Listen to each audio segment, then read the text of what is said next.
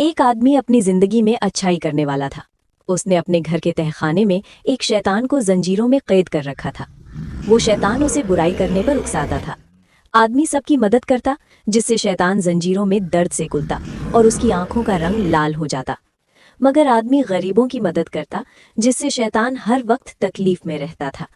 شیطان چاہتا تھا کہ کسی طرح وہ آدمی برے کام کرے، لیکن آدمی اچھے کام ہی کرتا ہے۔ جب بھی وہ نماز پڑھتا ہے، شیطان زنجیروں میں گھبراتا اور چلاتا ہے۔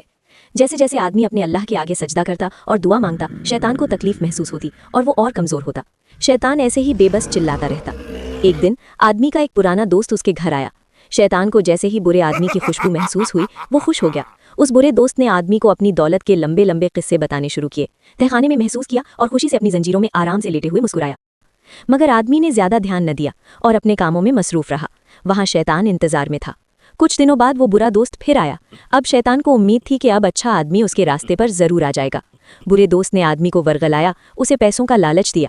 اب کہ آدمی بھی سوچ میں پڑ گیا۔ وہاں شیطان اپنی ہونے والی جیت میں خوش ہونے لگا۔ آدمی کا دوست اسے قائل کرنے میں کامیاب ہو گیا۔ وہ اسے سمجھا بجھا کر اپنے ساتھ لے گیا اور اپنی طرح برے کاموں پر لگا دیا۔ شیطان خوشی سے ہنستا رہا اور وہ آدمی برے کاموں میں ڈوبتا گیا، اچھائی سے دور۔ شیطان غرور میں مست رہا، مگر آدمی کو سکون نہ تھا۔ لوگ اسے برا سمجھتے، وہ بے سکون رہنے لگا۔ اس کی نیندیں حرام ہو گئیں۔ پھر اسے احساس ہوا کہ وہ غلط تھا۔ اللہ سے دوری اس کی بے سکونی کا باعث بنی۔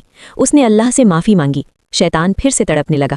اس کہانی سے ہمیں یہ سبق ملتا ہے کہ غلط حرکتیں انسان کو تنہا اور پریشان کر دیتی ہیں، لیکن سچی توبہ اور نماز سے انسان کا سکون واپس آتا ہے۔